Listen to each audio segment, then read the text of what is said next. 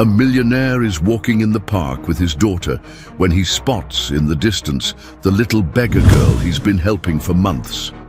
The poor child runs toward them with a beaming smile and, pointing at the millionaire's daughter, says something that makes his world come to a halt. "Uncle, do you know my sister?"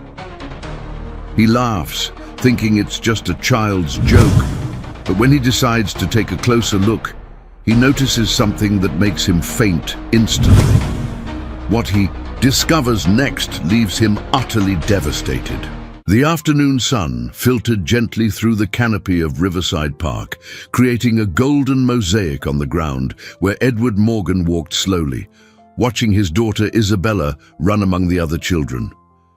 At 42, he had built a business, empire that had earned him not only a fortune, but also the respect of high society. Every detail of his life was meticulously planned, from mealtimes to moments of leisure with his family. Isabella at 7 was his most precious jewel. Her brown hair shone in the sun as she played on the swing, her crystal-clear laugh echoing through the park like music. Edward smiled, adjusting his wristwatch. In exactly 15 minutes they would return home, where his wife Claire would already be preparing dinner with the precision he so admired. "Daddy, look how high I'm going," Isabella shouted, waving enthusiastically from the swing. "Careful, princess," Edward replied, his voice heavy with paternal protection. "Not too high." It was in that moment that his gaze caught a familiar figure. On the horizon, there she was again, the little street girl he had been feeding for months with spare change and sandwiches. The child couldn't have been more than 7, always in the same tattered clothes, but her eyes shone with a light that defied her miserable condition. Edward felt a tightness in his chest every time he saw her.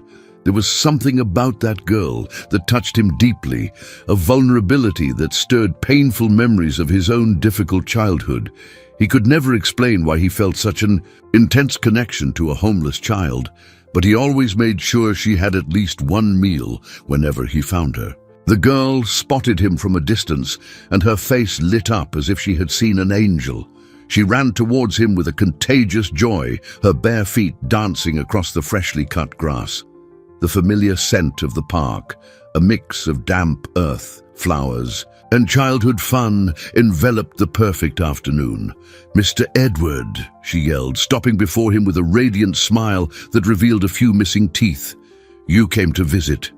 Edward smiled, pulling a few dollars from his pocket. "Hello, little one. How are you today?" "I'm good, sir.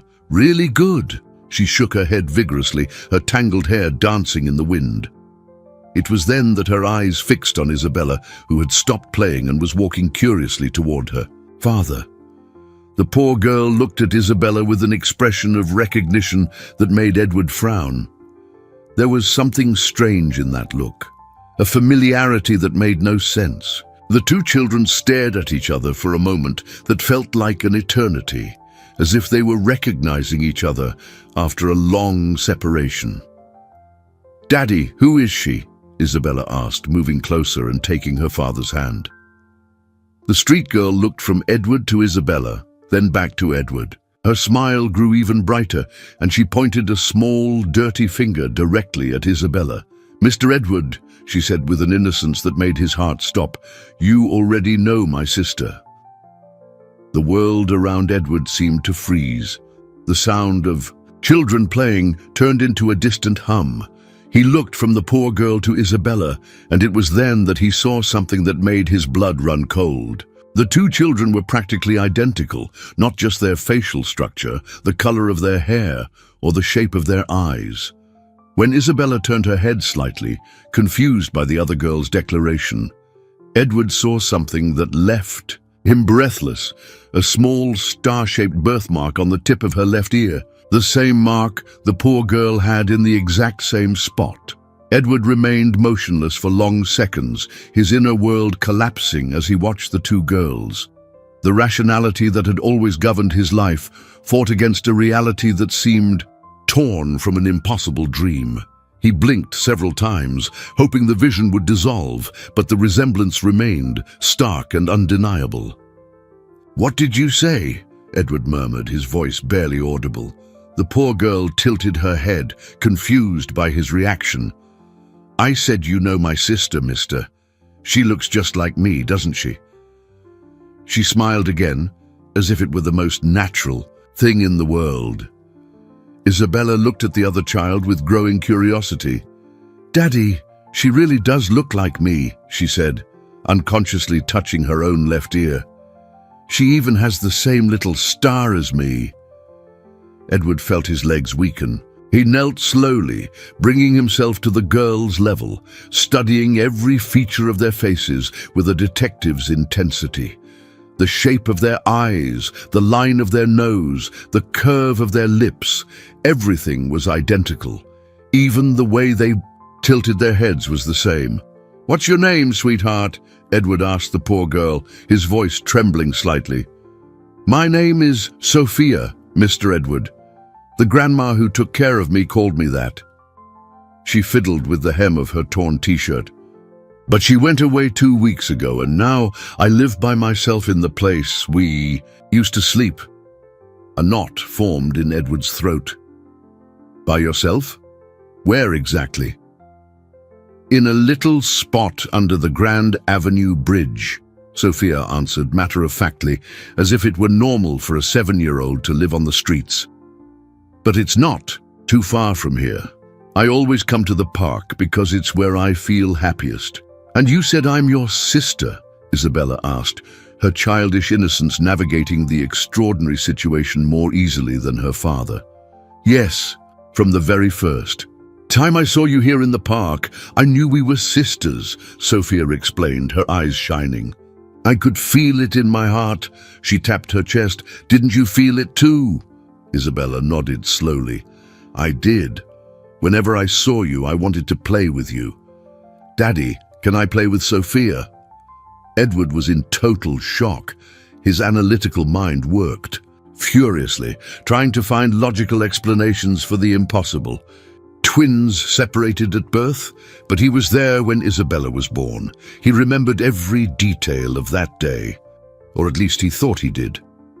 "Sophia," he said carefully, "do you know anything about your parents? About when you were born?" The girl shook her head sadly. "Grandma always said I was found when I was just a tiny baby. She said a very elegant lady brought me for her to take care of, but she never came back. Grandma stayed with me until she got very sick." A chill ran down Edward's spine. An elegant lady. His mind flew to his wife, Claire, then to his mother, Helen. Both were described as elegant by everyone who knew them. "And do you remember anything about this lady?" Edward pressed, ignoring Isabella's confused look. "Not much, mister. I was too little, but Grandma said she said something strange, that I should stay away from the big city until I was much older, that it was dangerous for me." Sophia's words echoed in Edward's mind like an alarm bell. Dangerous? Why would it be dangerous for a child to be in the city, unless someone didn't want her to be found? "Daddy, why are you so quiet?" Isabella asked, touching her father's arm. Edward looked at his daughter, then at Sophia.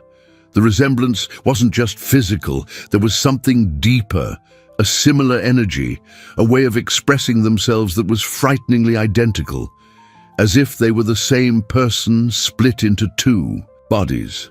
"I'm just surprised," he answered, trying to remain calm. "Sophia, would you like to come with us? We can have lunch together, talk some more." Sophia's eyes lit up like fireworks. "Really, Mr. Edward, I can go with you." "Please, Daddy," Isabella begged, holding her father's arm. "I want to show Sophia my toys." Edward nodded, but his mind was in turmoil. He needed to understand what was happening. He needed to uncover the truth about Sophia, about her birth, about everything. But a part of him already knew, deep in his soul, that his life would never be the same again. As they walked towards the car, watching the two girls chat as if they were lifelong friends, Edward realized he was about to uncover secrets that could destroy everything he believed to be true about his family. The drive to the Morgan estate was filled with a tense silence, broken only by the crystal-clear laughter of the two girls in the back seat. Edward watched in the rearview mirror as Sophia and Isabella interacted with a naturalness that defied all logic. They finished each other's sentences, laughed at the same things, and even their gestures were synchronized. "Sophia, have you ever been in a car before?" Isabella asked, holding her new friend's hand. "Only once, when I was really little," Sophia replied, her eyes wide with wonder at the luxurious interior of the vehicle. "But I remember I felt safe, just like now." A lump formed in Edward's throat. How could a 7-year-old remember something from when she was a baby, unless that car ride had been traumatic enough to sear itself into her memory? Upon arriving at the mansion, Edward watched Sophia's reaction. She didn't show the astonishment one would expect from a street child faced with such opulence. Instead, she looked around with a vague expression of recognition, as if the environment were familiar to her. "It's a very big house," Sophia murmured. "But it looks like a place I've dreamed of." Edward felt a shiver. His wife, Claire, appeared at the main door, elegant as always, but her smile froze when she saw the dirty child next to Isabella. "Edward, who is this girl?" Claire asked, her voice laced with controlled disapproval. "Claire, this is Sophia. She's a friend of Isabella's," Edward replied, choosing his words carefully. "I thought they could play together today." "Mom, look how much Sophia looks like me," Isabella exclaimed, pulling Sophia closer. "Even the little star on her ear is the same." Claire's face went visibly pale. She looked from one girl to the other, her expression shifting from surprise to something close to terror. Her hands trembled slightly before she hid them behind her back. What an interesting coincidence," Claire stammered, avoiding Edward's gaze. "But Edward, don't you think you should have warned me? The girl she needs a bath." "Of course," Edward replied, watching his wife's reaction closely. "Sophia, how about a nice warm bath? Claire can lend you some of Isabella's clothes." "I'll handle it," Claire said quickly, her voice still unsteady. I'll get everything ready." Indeed, as Claire hurried away, Edward noticed how she avoided looking directly at Sophia. There was something in her reaction that wasn't just surprise or social discomfort. It was fear. "Daddy Edward," Sophia called out, using for the first time the Aka term Isabella always used. "Can I ask a question?" "Of course, sweetheart. Why was your wife scared of me?" The question hit Edward like a lightning bolt. The child's perception was stunning. "Why do you think she was scared?" "She went pale, like my grandma did when she told ghost stories," Sophia explained simply. "And she couldn't stop looking at me, but she pretended she wasn't." Edward knelt, again studying Sophia's face. "You're a very smart girl, aren't you? Grandma always said I was special, that I saw things other people didn't." Sophia fiddled with the hem of her shirt. "She said I had a gift, but that I had to be careful with it." "What kind of gift?" "I know when people are lying," Sophia answered matter-of-factly. "And your wife was lying when she said we look alike by coincidence. She knows something about me, doesn't she?" Edward felt the world spin. The child's intuition was terrifying. "Sophia, why didn't you ever tell me this before?" "Because you never asked, and because I knew that when the time was right you would understand." Sophia smiled with a wisdom that didn't match her age. "Grandma always said everything happens at the right time." Isabella, who had been listening to the conversation in silence, approached Sophia. "I feel strange things sometimes too, especially when I'm here at home." "What kind of things?" Edward asked, his voice tense. "Sometimes I dream about another girl who looks just like me. She's always crying and calls me sister," Isabella revealed, her large eyes fixed on her father. "I always wake up sad, but I never understood why." Edward felt his legs give way. Two correlated dreams.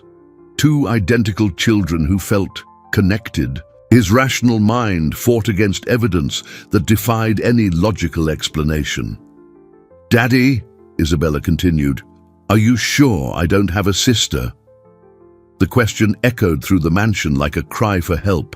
Edward looked at the two girls, one raised in luxury, the other in misery, but both carrying the same essence, the same divided soul. He knew the time had come to find the truth, no matter how painful it might be. Night fell on the Morgan estate, bringing with it a palpable tension that spread through the halls like a dense fog. Edward remained awake in his study, watching through the window as the two girls slept peacefully in Isabella's room. Even in sleep, they held identical postures, as if they were reflections of each other.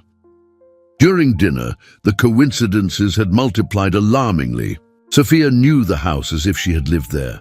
She knew where the bathroom was without asking, instinctively headed to the kitchen when she was thirsty, and even recognized the taste of the food, claiming it tasted like home.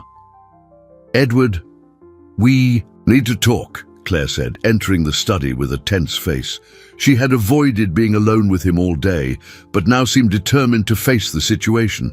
"Yes, we do," Edward replied, turning to face her, "especially about your reaction when you saw Sophia."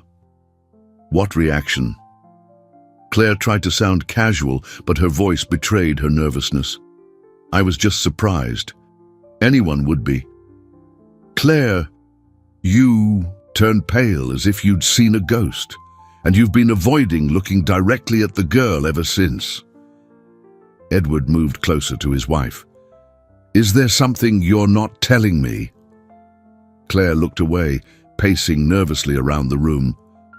"You're imagining things, Edward. The resemblance is just a coincidence. There are thousands of children who look alike."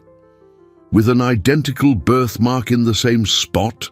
Edward questioned, his voice rising in intensity. "Claire, they're practically twins." "Twins?" Claire repeated the word as if it were a curse. "Edward, you're delusional. Isabella is our daughter, our only daughter. Then explain to me why Sophia knows our house, why she knew where the bathroom was, why she said the food tasted like home." Edward listed the evidence, watching as Claire grew paler and paler. They're coincidences," Claire murmured, but her conviction was fading. "And Isabella's dreams. She dreams of a sister who cries. How do you explain that?" Claire stopped pacing abruptly. "What dreams? You didn't know?" Edward studied his wife's expression. "Isabella has recurring dreams about a girl identical to her who calls her sister. Dreams that leave her sad and confused." That's just a child's imagination," Claire tried to argue, but her voice was breaking. "Claire, I need to know the truth about Isabella's birth." Edward stood before his wife, forcing her to look at him. "I need to know exactly what happened that day." "You were there, Edward. You know what happened," Claire exploded, her emotions finally spilling over. "Why are you torturing me with these questions?" "Because you're lying," Edward answered firmly, "and Sophia noticed it. She has a special gift. She knows when people are lying." Claire recoiled as if she'd been struck. "A gift? Edward, are you listening to yourself? You're believing a street child?" "I'm believing what my eyes see," Edward retorted. "Two identical children, one raised in luxury and the other in misery. One who knows our house without ever having been here, and another who dreams of a lost sister. Even if there was some explanation," Claire said, her voice now almost a whisper. "Why do you insist on dredging up the past? Our family is fine, Isabella is fine. Why risk our happiness?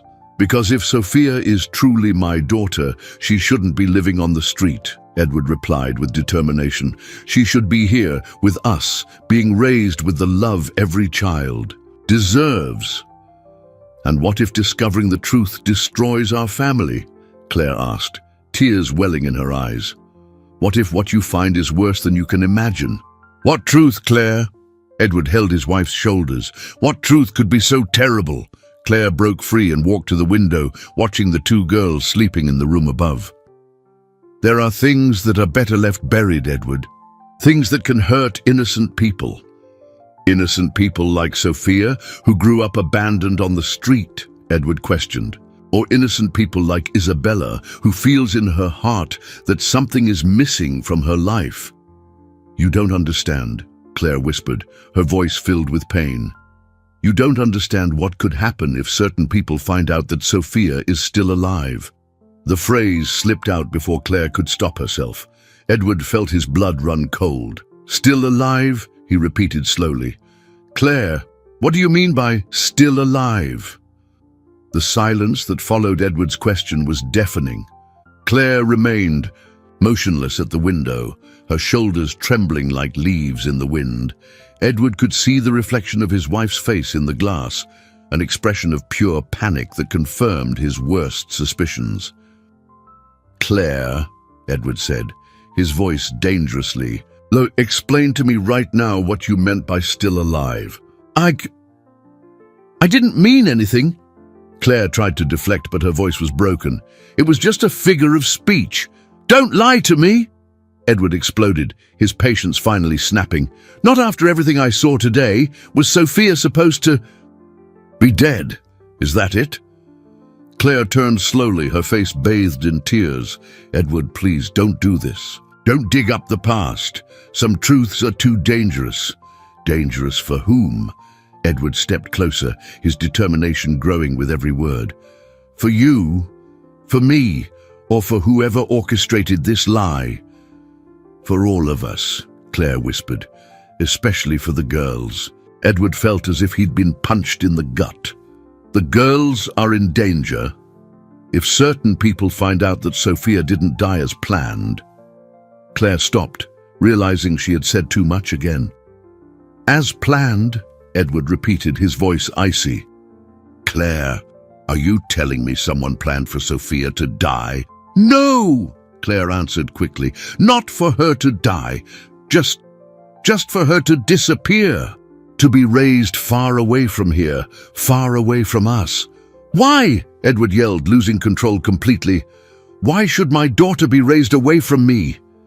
Because you weren't supposed to have two daughters, Claire burst out, finally caving to the pressure. Because twins would complicate everything, because your mother said. Claire cut herself off abruptly, covering her mouth with her hands, but it was too late. My mother? Edward felt the world crumble around him. My mother knew? Edward, please. My mother knew, Edward repeated, his voice echoing through the mansion. She knew I had two daughters and decided that one of them had to disappear. She said it was for the good of the family, Claire cried. That twins would bring complications for the inheritance, for the business. That one child was perfect, but two would create problems. And you agreed. Edward looked at his wife as if seeing her for the first time. You agreed to separate my daughters. I was vulnerable. I had just given birth. I was confused, traumatized. Claire defended herself desperately. Your mother said it was the best solution, that the girl would be well taken care of, that she would have a good life. A good life? Edward laughed bitterly. She was living under a bridge, Claire.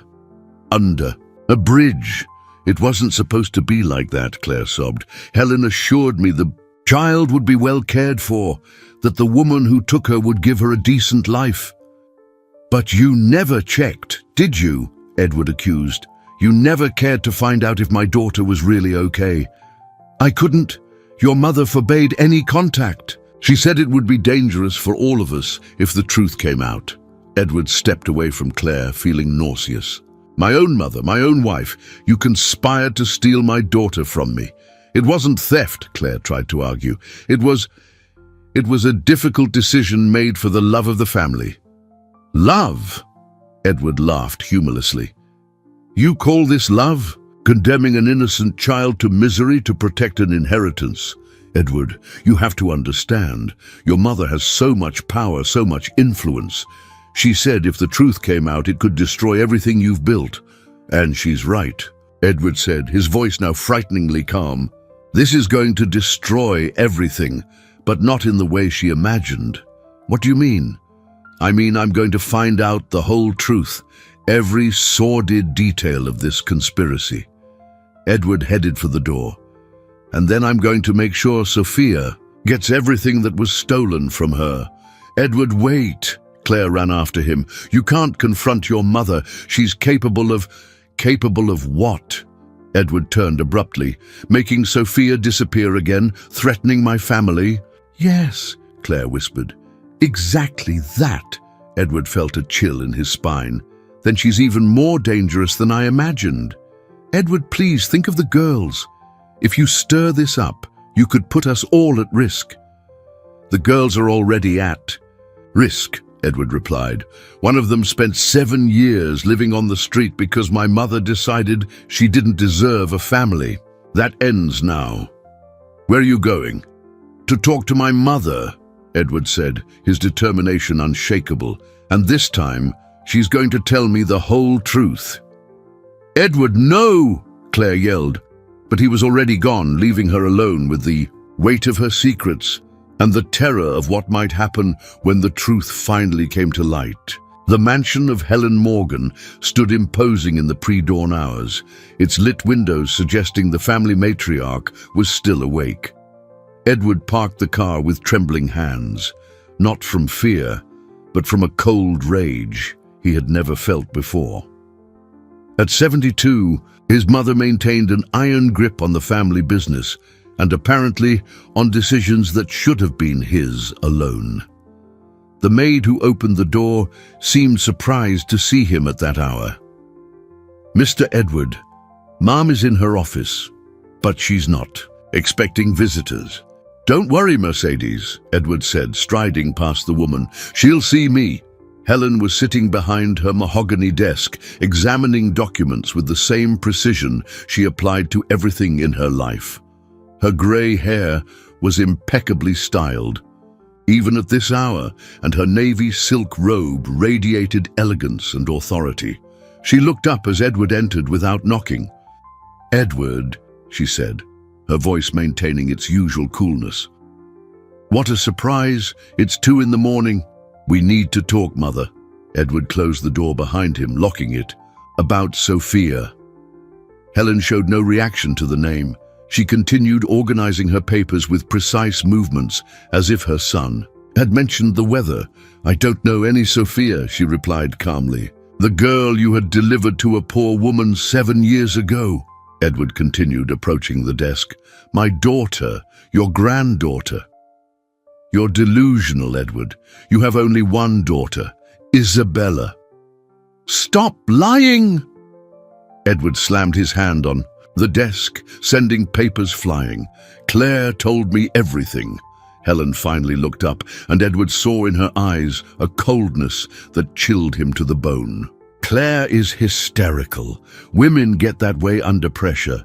So you admit you know what I'm talking about? I admit nothing. Helen rose, walking to the window. But if you insist on dredging up the past, then let's talk like civilized people. Edward felt he was about to hear something terrible. I'm listening. You were born to inherit an empire, Edward, to continue a legacy I built with blood and sweat. Helen spoke without turning around. That empire requires order, precision, total control. And 2 granddaughters would threaten that control. Twins create complications, inheritance disputes, rivalries, divisions of power. Helen turned, her expression glacial. 1 heiress is perfect, 2 are a problem. So you decided one of them had to disappear. I decided one of them should have a different life, away from the responsibilities and pressures of this family. Living in misery, Edward yelled. She was living under a bridge. That wasn't part of the plan, Helen answered coldly. The woman who was supposed to care for her failed in her duties. And you never checked? You never cared about the well-being of your own granddaughter?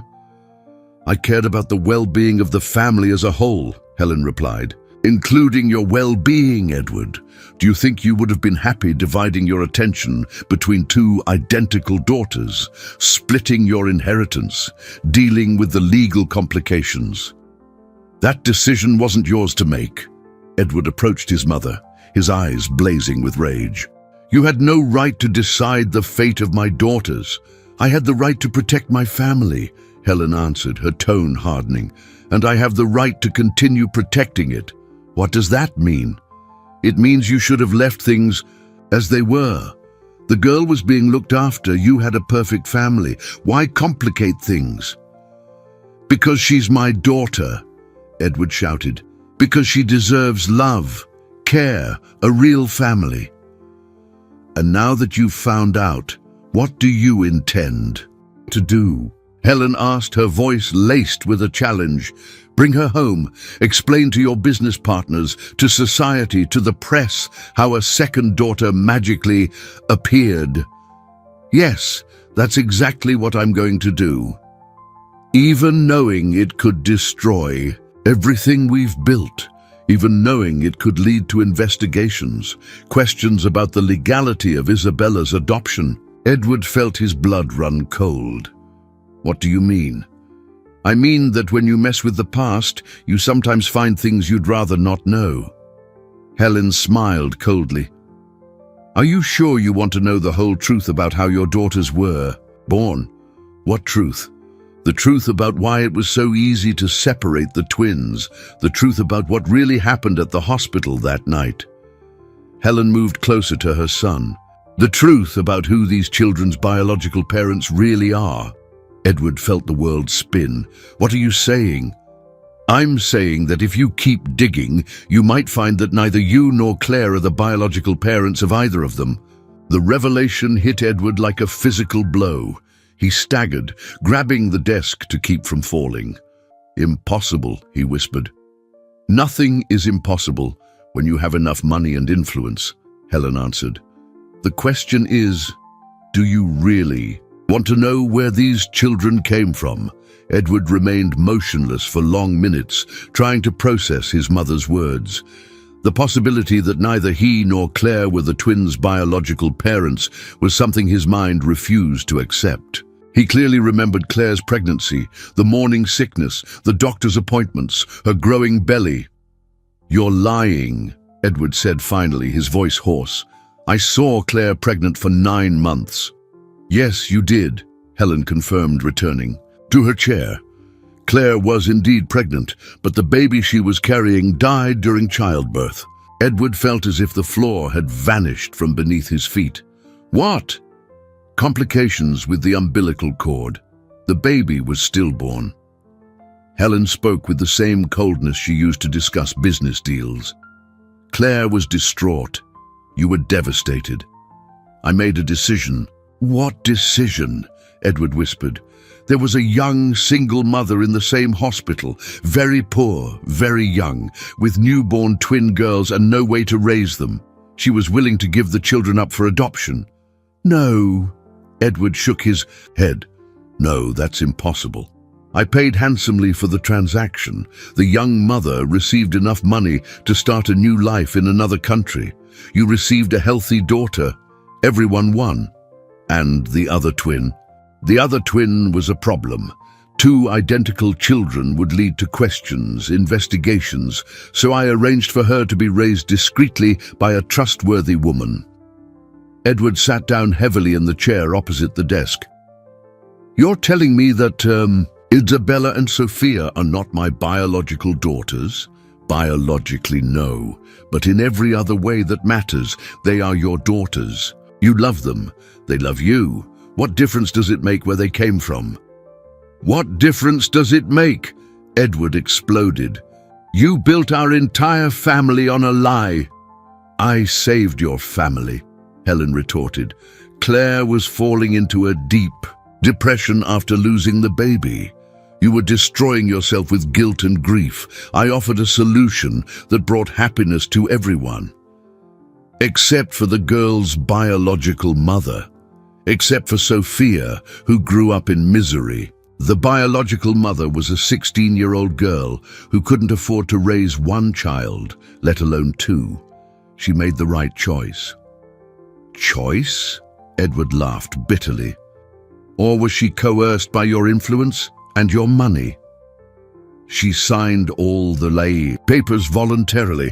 I have everything documented. Helen remained silent. letting the magnitude of the revelation sink in. His entire life was a carefully constructed lie. His fatherhood, his family, even his grief, all had been manipulated by his mother. "Where is the biological mother now?" he asked. "She died 3 years ago. Cancer." Helen answered without emotion. She never tried to make contact, never questioned the decision.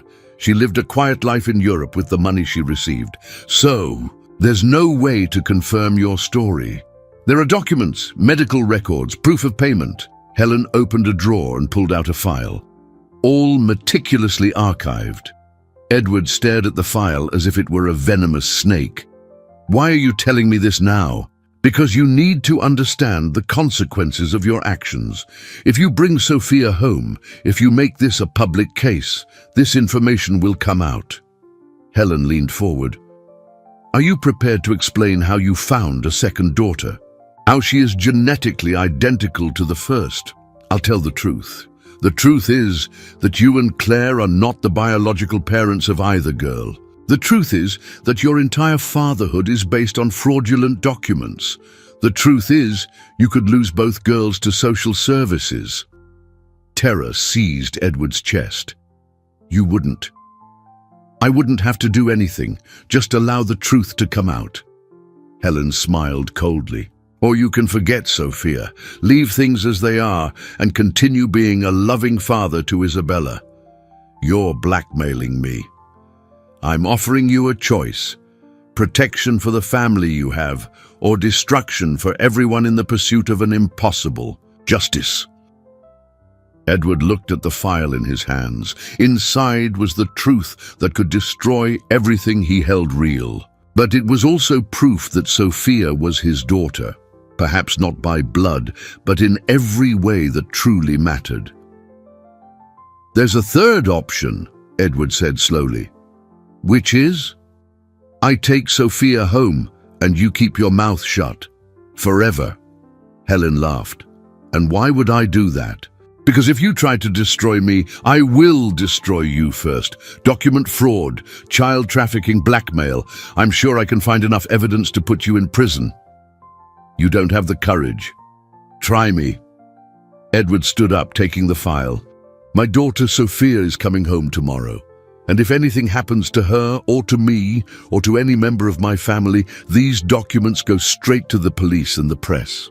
"Edward, don't underestimate me, Mother. You taught me how to play dirty far too well." Edward left the mansion knowing he had just declared war on his own mother, but he also knew there was no other choice. Sophia deserved a family, and he would do anything to give her one. Edward arrived home as the sun was beginning to rise, finding Claire sitting in the living room, still in her robe from the night before. Her eyes were red and swollen from a sleepless night.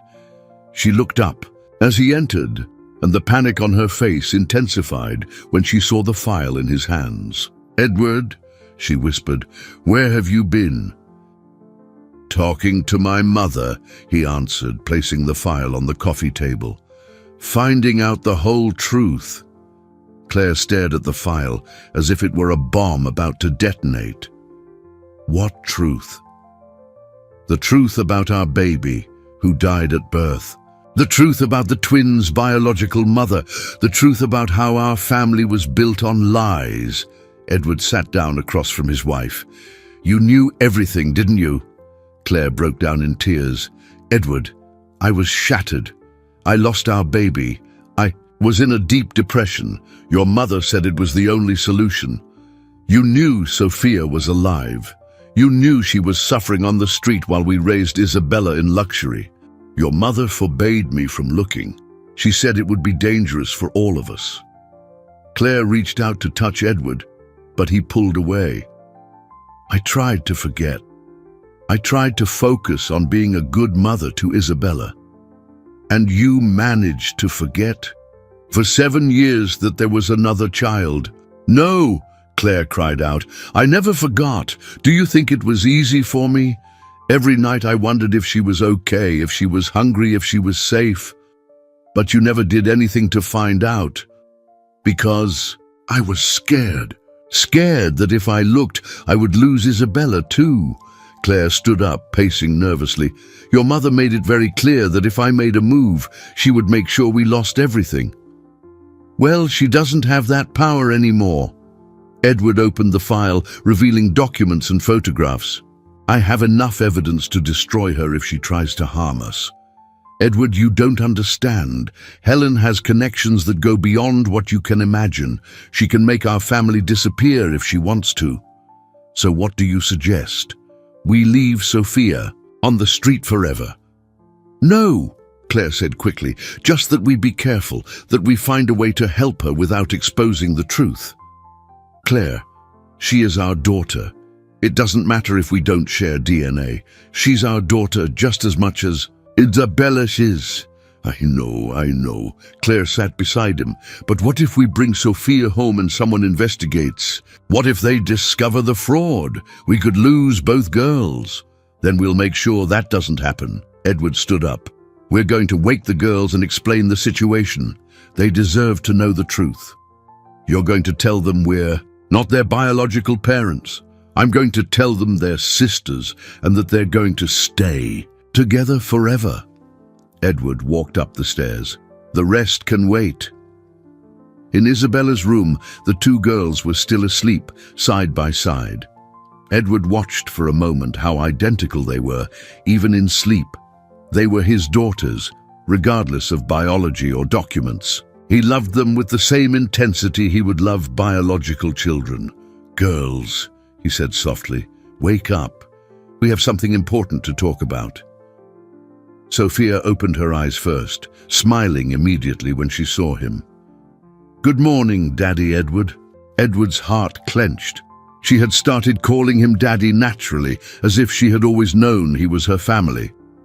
Good morning, sweetheart. Isabella, wake up too. The two girls sat up in bed, still sleepy but curious. Edward sat on the edge of the bed, choosing his words carefully. Girls, you know you're very special, don't you? Because we're sisters, Sophia said cheerfully. Exactly. You're twin sisters who were separated when you were born. Edward took a deep breath.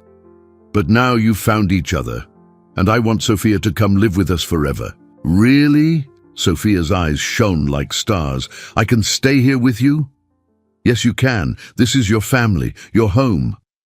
But what if the mean lady doesn't like it? Sophia asked, her expression turning worried. What mean lady? Edward frowned. The elegant lady who sometimes shows up at the park and watches me from far away. She doesn't like me. She always looks angry when she sees me. Edward's blood ran cold. Sophia, have you seen this lady recently? Yesterday, when you brought me home. She was in a black car, watching. Sophia moved closer to him. Daddy Edward, she won't take us apart again, will she? Edward hugged both girls tightly. No, sweetheart. No one will ever separate you again. I promise. But even as he made the promise, Edward knew his mother wouldn't give up easily. She had spent 7 years keeping Sophia away, and now that her plans were being destroyed, she would be capable of anything. Girls, from now on, you don't leave the house without me or Mommy Claire, okay? Why? Isabella asked. Because there are people who might try to hurt our family. But I'm going to protect you. Sophia took Edward's hand. Daddy Edward, I know you'll protect us. I always knew you were my real dad. The girl's words touched Edward deeply. Regardless of biology or circumstance, the love between them was real and pure. Now he had to make sure nothing and no one destroyed his family again. The following days passed in an atmosphere of tension disguised as normalcy. Edward had discreetly hired a security firm for the estate, installing cameras at all entry points and hiring 2 guards who rotated in shifts. Officially, they were routine precautions for a wealthy family. In reality, they were measures of protection against his own mother. Sophia adapted to her new life with a readiness that surprised everyone. It was as if she had always belonged in that luxurious environment. She instinctively knew where rooms were, how to use the kitchen utensils, and even recognized some of the family portraits hanging on the walls. "Daddy Edward," she said during breakfast, "why is there a picture of me in the hallway?" Edward nearly choked on his coffee. "What picture, sweetheart?" "That little one, in the gold frame. I'm wearing a white dress." Sophia drank her orange juice. "But I don't remember taking that picture." Claire and Edward exchanged a look. It was a photo of Isabella as a baby, taken on her first birthday. The resemblance was so perfect that Sophia believed it was her. "That's a picture of Isabella when she was a baby," Edward explained gently. "But you two look so much alike. It really does look like you." "Oh," Sophia nodded, as if it were the most natural explanation in the world. "Mommy Claire, can I have a picture of me too?" Claire was moved by the request. "Of course, sweetheart. Today we'll take lots of pictures of you." "Of us," Isabella corrected. "We'll take pictures of us because now we're a whole family." Edward smiled, watching how the two girls naturally completed each other's sentences. They had developed their own language, full of meaningful looks and synchronized gestures. It was as if they were making up for 7 lost years of togetherness. It was while Edward was working in his home office that the phone rang. It was an unknown number, but he answered as a precaution. "Hello? Edward." His mother's voice was glacial. "We need to meet." "We have nothing to talk about, Mother." "Yes, we do, especially about the girl's safety." A chill ran down Edward's spine. "What kind of safety?" "The kind you can't guarantee alone. Meet me at the cafe on Maple Street in an hour." "I'm not leaving the girls alone." "Then bring Claire with you." "But come." The line went dead. Edward stared at the phone, feeling he was being manipulated again. But the mention of the girl's safety worried him. He called Claire and explained the situation. "It could be a trap," Claire said nervously. "It could be, but I can't ignore it if she knows about a real threat." Edward looked out the window, watching the twins play in the garden under the supervision of one of the guards. "We'll take the girls. I'm not leaving them." An hour later, the family was gathered at the elegant cafe Helen had chosen. It was a public place, which partially reassured Edward. His mother was already sitting at a discreet table in the back, impeccably dressed as always. "Grandma Helen!" Isabella ran to hug her, followed hesitantly by Sophia. "Hello, Isabella," Helen said, returning her granddaughter's hug. But when Sophia approached, she watched her with an expression Edward couldn't decipher. "Grandma, this is my sister Sophia," Isabella said proudly. "She lives with us now." "Hello, Sophia," Helen said, her voice carefully neutral. "You're being well cared for, I see." "Yes, Mum. Daddy Edward and Mommy Claire are very good to me." Edward watched the interaction closely. His mother studied Sophia with the same clinical gaze she used to evaluate investments. There was something calculating in her expression that made him uncomfortable. "Girls, how about you get some ice cream?" Helen suggested, handing Isabella some money. "You can go up to the counter." When the children moved away, Helen turned to Edward and Claire. "You've made a grave mistake." "Taking care of my daughter is not a mistake," Edward retorted. "Exposing the situation this way is." Helen leaned forward. "People are already asking questions. Private investigators, curious journalists. The story of a found second daughter is attracting attention." "What kind of attention?" Claire asked, worried. "The kind that can lead to official investigations, DNA analysis, document reviews, questions about the legality of the adoption." Helen paused. "You're playing with fire. So what do you suggest?" Edward asked, though he feared the answer. "That Sophia disappears again, this time permanently?" "Never," Edward said firmly. "Then prepare for the consequences." Helen stood up. "Because when the truth comes out, you will lose both girls." "Grandma, you're not leaving, are you?" Isabella had returned with Sophia, both holding ice cream cones. "No, dear. I was just finishing a conversation with your parents." Helen kissed Isabella's forehead, but avoided touching Sophia. "Take good care of your sister." After Helen left, Edward noticed that Sophia was too quiet. She was staring intently at the door where the woman had exited. "Sophia, are you okay?" "Daddy Edward," she said slowly, "Grandma Helen doesn't like me." "Why do you say that?" "Because she was thinking bad things. I can feel it when people are thinking about hurting other people."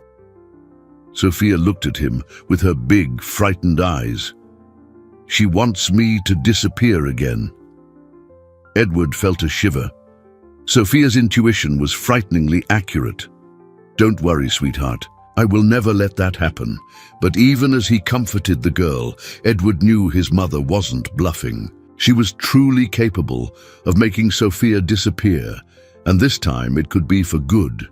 The following week brought a series of events that confirmed Edward's worst fears. First, a call from Isabella's school principal asking about rumors of a second daughter. Then a journalist showed up at his company's doorstep asking questions about changes to the Morgan family structure. Edward knew his mother was behind every move. She had promised consequences, and now she was delivering on her word with the surgical precision that had always defined her.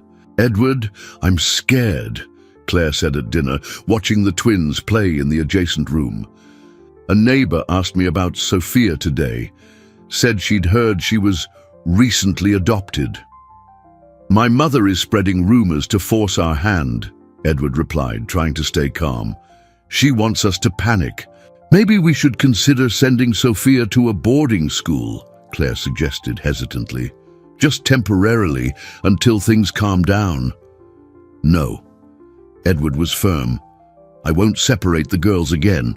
We've already lost 7 years." "But what if we lose them both because of our stubbornness?" "We're not going to lose anyone." Edward stood up, watching his daughters through the doorway. "I'm going to hire the best lawyers in the country. We're going to legalize Sophia's situation officially."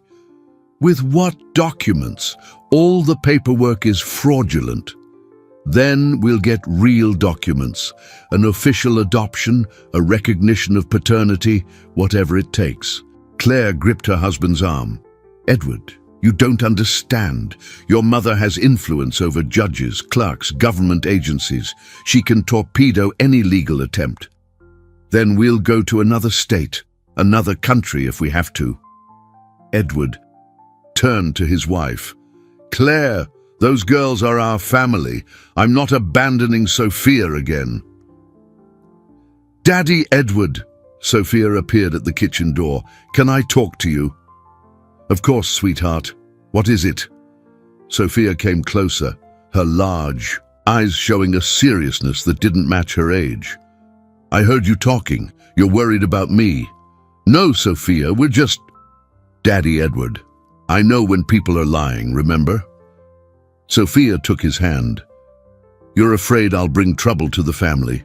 Edward knelt to her level. "Sophia, you don't bring trouble. You're a part of our family." "But some people don't want me to be," Sophia said sadly. "Grandma Helen, for example." "How do you know that?" "Because she sent men to watch me." Sophia glanced out the window. "There's a black car parked on the street. It's been there for 3 days. The men inside take pictures of the house." Edward's blood ran cold. He rushed to the window and saw the car Sophia had mentioned. 2 men were inside, and one was indeed holding a camera with a telephoto lens. "Claire, call security," Edward ordered. "Now." "Daddy Edward," Sophia tugged at his shirt. "There's more." "What else?" "Yesterday, when Isabella and I were playing in the garden, a man tried to climb the wall. The guard sent him away, but he said he'd be back." Panic began to rise in Edward's chest. His mother wasn't just spreading rumors, she was preparing something far more serious. "Sophia, did you tell anyone about this?" "Only Isabella, but she got scared and said we shouldn't tell you." "Why shouldn't you tell us?" "Because Isabella thinks that if you know it's dangerous to have me here, you'll send me away again. Edward hugged Sophia tightly. Sweetheart, listen to me. No matter what happens, I will never send you away. You're my daughter, and I will protect you. Even if it's dangerous for everyone? Even then. Sophia smiled, but her eyes remained worried. Daddy Edward, I have an idea. What idea? What if I talk to Grandma Helen? What if I explain to her that I don't want to cause trouble? No, Edward answered quickly. Sophia, you must not go near Grandma Helen. She can be dangerous. But she's family too. Maybe she's just scared like Mommy Claire was. No, Sophia, promise me you won't try to talk to her. I promise, Sophia said, but Edward saw something in her gaze that made him uneasy. That night, after the girls were asleep, Edward met with his security team. The report was alarming. Besides the car on the street, there were signs the house was being monitored. From multiple angles, someone had attempted to hack the security system, and there were suspicious footprints in the garden. Mr. Morgan, said the head of security, I recommend the family be moved to a more secure location temporarily. I'm not leaving my house, Edward replied, but double the security, and if anyone tries to get near the girls, intervene immediately. Understood, sir. As Edward went up to bed, he looked into the twins' room. They slept peacefully, side by side, oblivious to the danger surrounding them. He knew his mother was planning something drastic, and that time was running out. But what Edward didn't know was that Sophia had lied about her promise, and she was already planning a visit to Grandma Helen. The next morning, Edward woke with a sense of unease he couldn't explain. Breakfast went on as usual, with the twins chatting excitedly about the books they had read the night before. But something in Sophia's behavior kept him on alert. She was too quiet, lost in thoughts that seemed too deep for a 7-year-old. Sophia, are you okay? Edward asked, pouring her some orange juice. I'm fine, Daddy Edward, just thinking. Thinking about what? About how to make our family safe forever. Sophia smiled, but her eyes held that peculiar seriousness. Sometimes kids can solve problems that adults can't. Edward exchanged a worried look with Claire. Sophia, I've already told you that you don't need to worry about these things. Mommy and I will take care of everything. I know, Daddy Edward, but I want to help too. After breakfast, Edward went to his office to work, but he couldn't concentrate. He called the head of security to check if there had been any developments during the night. Nothing unusual, Mr. Morgan. The perimeter is secure. And the girls? They're playing in the garden, under Mrs. Morgan's and the guard Johnson's supervision. Edward felt a little calmer, but the feeling that something was wrong persisted. That's when his cell phone rang.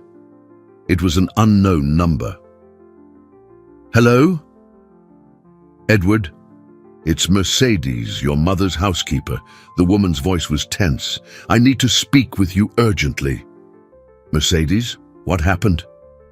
Your mother? She's planning something terrible.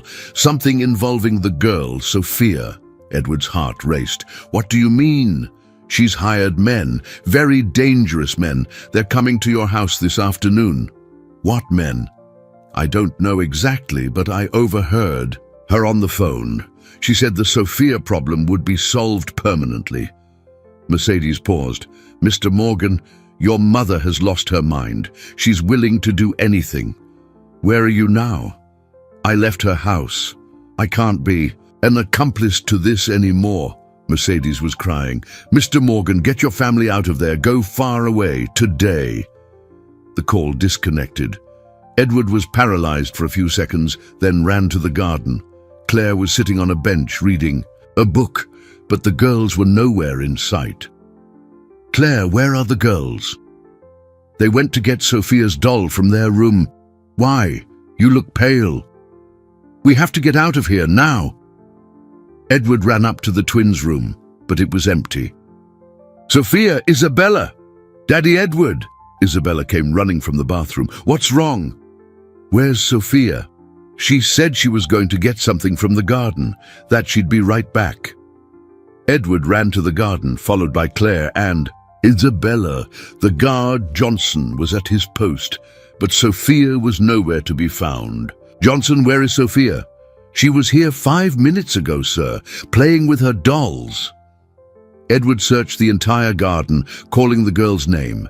It was then that he saw a note pinned to a rosebush, written in Sophia's childish handwriting. "Daddy, Edward, I went to talk to Grandma Helen, don't worry. I'm going to explain to her that I don't want to cause trouble for our family. I'll be back soon. I love you, Sophia." "No!" Edward yelled, crumpling the note. "She went to my mother's." "Edward, what's happening?" Claire asked, desperate. "My mother hired men to do something to Sophia, and she walked right into her house." Edward was already calling his head of security. "Get all the men together. We're going to my mother's house. Now." "Daddy, I want to come with you," Isabella shouted, realizing the gravity of the situation. "No, sweetheart. You stay here with Mommy Claire and the security team." "I'm not staying. Sophia is my sister." Edward looked at the determination in Isabella's face and recognized the same courage Sophia had shown. "All right, but you stay in the car, no matter what happens." During the drive to Helen's estate, Edward called the police, but he knew they would arrive too late. His mother had influence over many local officers, and there was a good chance his call would be delayed at dispatch. "Mr. Morgan," the head of security said, "your mother's house is surrounded by armed men. These aren't normal security guards." "How many?" "At least 6 that we can see. There could be more." Edward felt desperation welling in his chest. Sophia had walked straight into a trap, driven by innocence and the desire to protect her family. "Daddy Edward," Isabella held his hand. "Sophia will be okay. She's very smart." "I know, sweetheart. But sometimes being smart isn't enough." When they arrived at the estate, Edward saw that all the windows were shut, and an ominous silence hung in the air. No movement, no sound. It was as if the house were empty. Mr. Morgan, the head of security, pointed to the back garden. "There's a black car leaving through the side gate. They're driving very fast." Edward felt his world collapse. "They've taken Sophia." "Daddy, we have to save her," Isabella cried, tears streaming down her face. "We will, sweetheart. We'll save your sister." But even as he said it, Edward knew his mother had made her final move. Sophia had disappeared, and this time he didn't know if he could find her in time. Edward spent the next 4 hours in total despair, mobilizing every available resource to find Sophia. He had contacted private investigators, offered astronomical rewards, and even tried to blackmail some of his mother's associates. But Helen had disappeared along with Sophia, and no one knew where they were. "Mr. Morgan," the head of security entered the study. "We've managed to track the black car. It was last seen heading towards your mother's country estate, 2 hours from the city." Edward felt a mix of relief and terror. The estate was isolated, surrounded by miles of dense woods. It was the perfect place for someone to disappear forever. "How many men do we have available?" 12, sir, all armed and trained." "It won't be enough." Edward picked up the phone. "I'm calling the FBI. My mother may have local influence, but not national." "Daddy Edward." Isabella appeared at the door, her eyes red from crying. "Are you going to bring Sophia back?" "I will, sweetheart, I promise. I want to go with you." "No, Isabella, it's too dangerous." "Sophia is my sister," Isabella shouted. "She went to save our family. Now I want to save her." Edward looked at the determination in his daughter's face and realized she had inherited the same courage Sophia displayed. "All right, but you stay in the car no matter what happens." During the drive to the estate, Edward called his mother several times, but every call went straight to voicemail. He left several messages alternating between pleas and threats. "Mother, if you hurt Sophia, I will destroy you. No matter what happens to me, I will make sure you pay for this." When they arrived at the estate, Edward saw that the place was more fortified than he had imagined. There were armed men in strategic positions, and all entrances seemed to be blocked. Mr. Morgan, the head of security, pointed to the main house. "There's movement in the second-floor windows. Someone is up there." Edward grabbed the binoculars and saw a small figure in one of the windows. It was Sophia, and she seemed to be trying to signal something. "She's alive," Edward sighed in relief. "I have to get to her." "Sir, it's suicide. They have the numbers and the high ground. Then we'll use the only advantage we have." Edward turned to Isabella. "Sweetheart, do you remember how Sophia always said you two were connected?" "Yes, Daddy. Sometimes I feel what she's feeling." "Are you feeling anything now?" Isabella closed her eyes, concentrating. "She's scared, but she's not hurt, and she's trying to tell us something." "What?" "She wants you to go to the house alone. She says Grandma Helen will only talk to you." Edward hesitated. It was obviously a trap, but it might be his only chance to save Sophia. "All right," Edward addressed his security team. "You all stay here. If I'm not out in 1 hour, call the FBI and storm the house." "Mr. Morgan, this is insane." "Maybe it is, but that's my daughter in there." Edward walked slowly towards the house, keeping his hands visible. The armed men watched him, but no one fired. The front door opened before he reached it.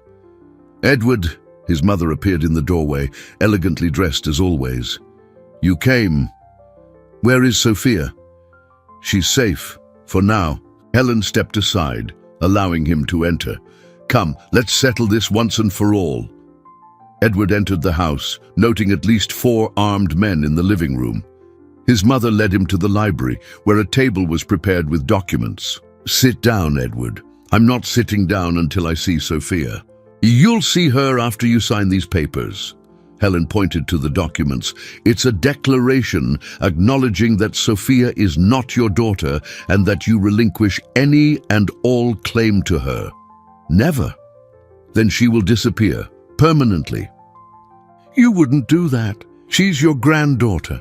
She is a problem that needs to be solved." Helen stepped closer. "Edward, you still have Isabella, a perfect daughter, a stable family. Why risk it all for a child who has brought nothing but trouble?" "Because I love her. Because she is my daughter." "She is not," Helen exploded. "You know she's not. She's the daughter of some nobody who sold her children for cash. That doesn't matter. She's my daughter in my heart." "Sentimentality doesn't build empires, Edward." "Daddy, Edward!" Sophia's voice echoed through the house. "I'm here!" Edward looked up and saw Sophia on the staircase, held by a large man. She looked frightened but not injured. "Sophia, are you okay?" "I am, Daddy, but Grandma Helen is very sad. She needs help." "Shut up, girl," the man holding her said rudely. A murderous fury rose in Edward's chest. "Take your hands off my daughter." "Or what?" the man laughed. "Or you'll find out just how far a father will go to protect his child." "Edward," Helen interrupted, "sign the papers. It's the only way we all get out of here alive." "Daddy, Edward," Sophia cried out, "don't sign. Grandma Helen is lying. She needs you, not for me to be away." Edward looked at the 7-year-old girl who was showing more wisdom than many adults. "What do you mean, Sophia?" "She's afraid of dying alone. She wants you to forgive her, but she doesn't know how to ask." Helen went pale. "Don't listen to this child. She's delusional." "No, Mother," Edward said, staring at her intently. "For the first time, someone is telling the truth in this house." The silence that followed Edward's words was heavy with emotion. Helen remained motionless, as if Sophia's words had pierced armor she had worn for decades. Her eyes, always so cold and calculating, shimmered with unshed tears. "Grandma Helen," Sophia said gently, "can you let me go? I won't run. I want to talk to you." The man holding Sophia looked at Helen, confused. The matriarch nodded slowly, and he released the girl. Sophia walked calmly down the stairs as if she were in no danger at all. "Sophia, come back here," Edward yelled, but she shook her head. "It's okay, Daddy Edward. Grandma Helen isn't going to hurt me." Sophia approached Helen. "Can I hold your hand?" The simple question threw Helen off balance emotionally. She looked at Sophia's small, grimy hand, then at her own perfectly manicured fingers. For a moment, it seemed she would refuse, but then she extended her hand. "Grandma Helen," Sophia said, taking the woman's hand, "you're very sad on the inside. I can feel it. Don't be ridiculous, child. I don't get sad. Yes, you do. You're sad because you're afraid no one really loves you, that everyone only gets close because of your money." Helen tried to pull her hand away, but Sophia held it firmly. "You don't know anything about me." "Yes, I do. You lost your mother when you were little, just like I lost the grandma who took care of me. And you became afraid of losing more people, so you decided it was better not to love anyone." "How do you know that?" Helen whispered. "Because I felt the same way before I found my family." Sophia smiled. "But then I learned that loving people isn't dangerous. Being alone is what's dangerous." Edward watched the scene, fascinated. His 7-year-old daughter was doing something he had never managed in 42 years, reaching his mother's heart. "Grandma Helen," Sophia continued, "you think sending me away will protect your family. But the truth is, you're afraid to love me and then lose me." "That's not true," Helen said, but her voice was broken. "Yes, it is. You've loved me since you saw me in the park.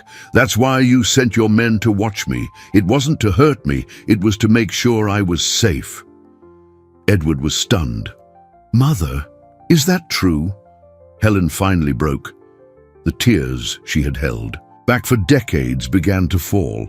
I would see you feeding that child in the park, and every time I looked at her, I saw you when you were little. The same innocence, the same kindness. Then why did you try to take her from me?" "Because I knew if you found out the truth you would hate me.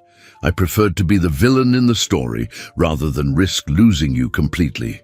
"No, but Grandma Helen," Sophia said, "love isn't about never losing people. It's about cherishing the time we have together." "You're very wise for a 7-year-old.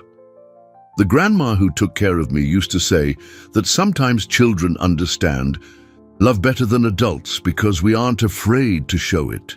Helen knelt before Sophia, bringing herself to the girl's level. "Sophia, can you forgive me for what I did to you, for how I separated you from your family?" "I already have, Grandma." "Helen, but now you need to forgive yourself." "I don't know how. It starts by being a real grandma to me and to Isabella." "Isabella!" Edward exclaimed, remembering his daughter was waiting in the car. "I have to get her." "No need," a familiar voice said from the door. Isabella ran in, followed by the security team. "I couldn't stay in the car when I felt you were all working things out." "Isabella, how did you get here?" "Grandma Helen's men brought me. They said she wanted to apologize to the whole family."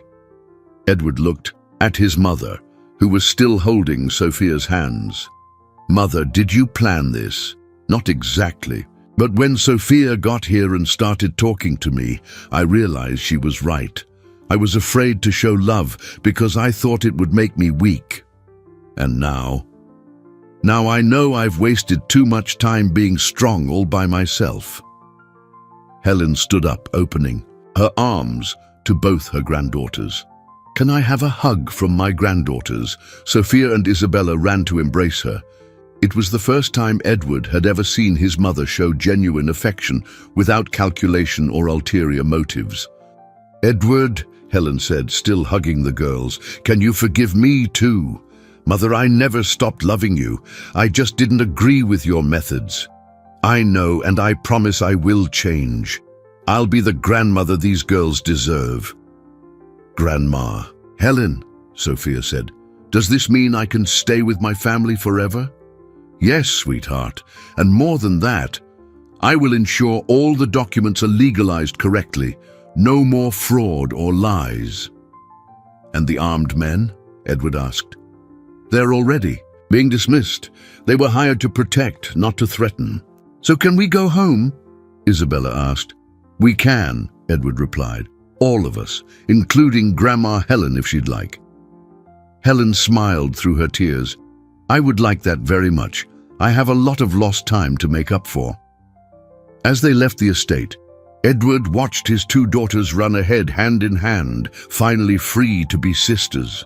His mother walked beside him, more human and vulnerable than he had ever seen her. Edward, she said, thank you for not giving up on me, even when I didn't deserve it. That's what family is, Mother. We don't give up on each other. I understand that now, and I promise I'll spend the rest of my life being the family you all deserve. 6 months after that transformative encounter in the park, Edward walked along the same path where it all began.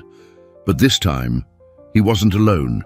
Isabella and Sophia ran ahead of him, their crystal-clear laughter echoing through the trees, while Helen followed them with a genuine smile that had become her trademark. "Daddy Edward!" Sophia shouted, stopping to wait for him. "Do you remember when I asked if you knew my sister?" "I remember it perfectly, sweetheart. It was the most important day of my life." "Mine too," Isabella added, taking her sister's hand, "because it was the day our family became whole." Helen approached, carrying a picnic basket. In the last few months, she had completely transformed. Where there was once calculating coldness, there was now human warmth. Where there was once manipulation, there was now genuine love. "Girls," she called, "how about we pick a nice spot for our lunch?" The twins ran off to explore the park, searching for the perfect location. Edward watched them move in perfect sync, like two parts of the same soul that had finally been reunited. "Edward," Helen said, approaching her son, "do you know I still surprise myself every day?" "With what, Mother?" "With how much I love these girls, with how much I love you." She paused, watching her granddaughters. "I spent my whole life thinking love was a weakness. Now I've discovered it's the only thing that really matters. You've changed a lot, Mother. Sophia taught me it's never too late to change, that it's never too late to choose love over fear." Edward smiled, remembering how his 7-year-old daughter had managed to touch the heart of one of the toughest women he had ever known. She really does have a special gift. They both do. Isabella taught me a lot too, about patience, about forgiveness, about giving second chances. "Grandma Helen," Sophia ran back, followed by Isabella. "We found the perfect spot. It's under the big tree near the lake." "Perfect," Helen replied. "Let's set up our picnic." As they laid out the blanket and arranged the food, Edward reflected on everything that had happened. Claire had divorced him after a few months, unable to cope with the emotional complexity of the situation. But surprisingly, she kept in touch with the girls, visiting them regularly and showing genuine affection for both. "Daddy Edward," Sophia said, sitting beside him, "are you thinking about Mommy Claire?" "How did you know?" "Because you make that face when you think about her. The face of someone who misses her, but also someone who understands." "You're right, sweetheart. I understand why she couldn't stay. Sometimes people need time to process big changes." "But she still loves us," Isabella added. "She said so when she visited last week." "Yes, she does, and we love her too. Family isn't just who you live with, it's who cares about you." "Like Grandma Helen," Sophia said, looking at her grandmother who was preparing sandwiches with motherly care. "She used to live far away from our hearts, but now she lives right next to them." Helen looked up, moved. "Sophia, you always know exactly what to say. It's because I learned that the most important words are the ones that come from the heart." After lunch, the girls went to play on the playground while Edward and Helen talked. The sun filtered gently through the leaves, creating the same golden mosaic that had witnessed the impossible meeting months before. "Edward," Helen said, "you know I've legalized all the girls' documents." "Yes, Mother, thank you for that." "No need to thank me. It's the least I can do." She paused. "I've also set up an educational fund for other children in situations similar to Sophia's. I don't want any child to go through what she went through." "That's wonderful, Mother. The girls gave me a second chance to do the right thing. Now I want to use my influence to help other families." "Daddy Edward! Grandma Helen!"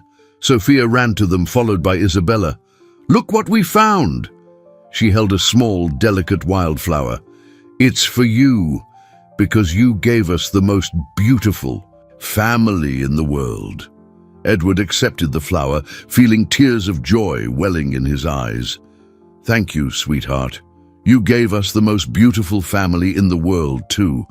"Grandma Helen," Isabella said, "do you want to have a sleepover at our house tonight? We can watch movies and eat popcorn." "I would love that, my granddaughter." As they returned home, Edward watched his transformed family. Helen held both girls' hands, telling them stories from his childhood. Sophia and Isabella laughed, completely connected not only to each other, but to their entire family. "Daddy Edward," Sophia said, "do you remember when I lived under the bridge?" "I do, sweetheart.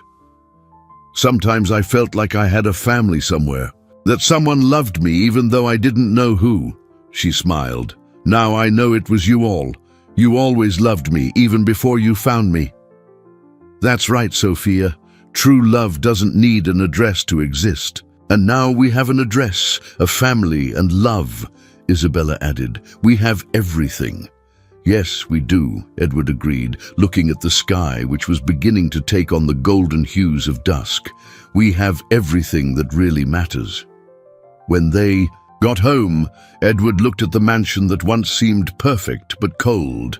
Now it was filled with life, with laughter, with genuine love. The walls echoed with the voices of a truly united family. "Edward," Helen said, "thank you for teaching me that it's never too late to start over." "Thank you for teaching me that true love always finds a way, Mother." "Even when that way goes through a park," Sophia laughed, "and a simple question about knowing a sister." "Especially then," Edward replied, hugging his two daughters. That night, as they watched movies together, Edward realized he had learned the most important lesson of his life, that true wealth isn't in inheritances or social status, but in the courage to face the truth and fight for those we love. And that sometimes the most impossible coincidences reveal the most important truths. The twins discovered they had always been sisters in their hearts, and that no conspiracy can destroy the bonds of blood when they are strengthened by genuine love and justice. And the entire family learned that forgiveness and redemption are possible when true love is present. The park, once a scene of charitable handouts, now represented family reunion and proof that love always finds a way, even when powerful forces try to tear it apart.